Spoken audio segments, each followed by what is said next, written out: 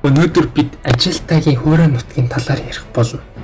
Энэ газрын ихэнх нь 9 цөл бөгөөд та нар энэ газраас хөршиг хүн, роботон хүн, модны савдаг, галын шидтэн, ковбой, эрдэмтэн, нойлын цаасан хүн гэх мэт бүгдийг энэ цөлөөс олж болно.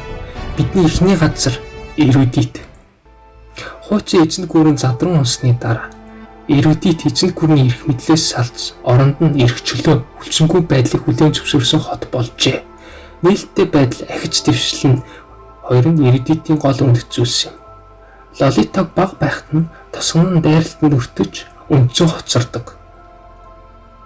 Доктор Рүни түүнийг өргөн авч өсөж томрох үед нь хотын харуулын ахмад болгодог. Ноолон буюу Лайлагийн аав нь хорон буг Лайлад зориулж хийсэн боловч түүнийг авахгүй гэж эмээгээд өвөд нь хадгалуулдаг.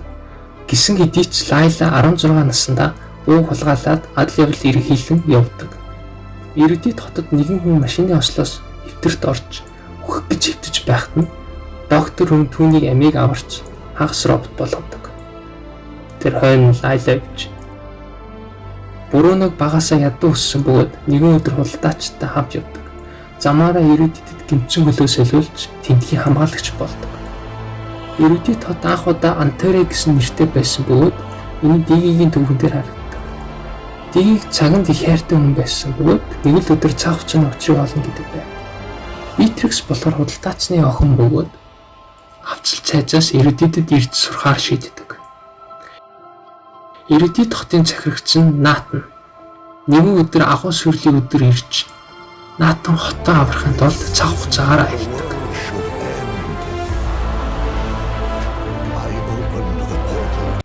Дараагийн баатар нь Икша.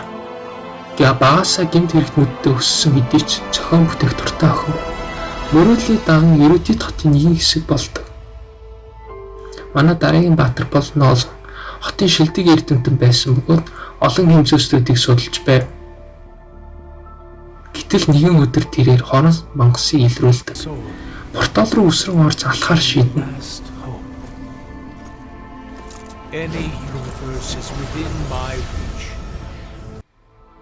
Дараагийнх нь Новария.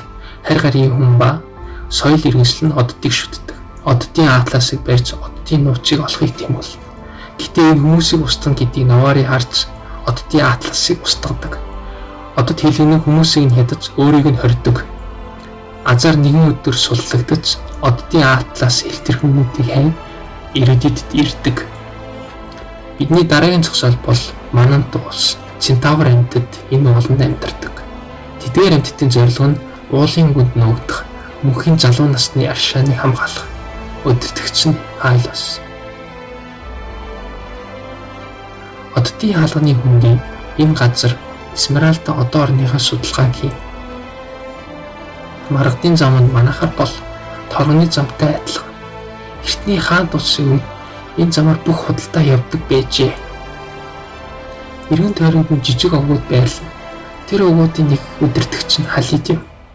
Тэрээр энд Москотой ан нөхөд болдог. Анх энэ газар цөл байсан бөгөөд манай бэлгийн төлөвтэй дардаг. Ингэснээр энэ газарт баян бүрд бий болов. Энэ баян бүрдээс Флорын төв. Минотор гих үхшиг хүмүүсийн амьдардаг суудаг. Алдуус нь Минотортой гэрээ хийж лабиринтийн үүдийг хамгаалагч болдог.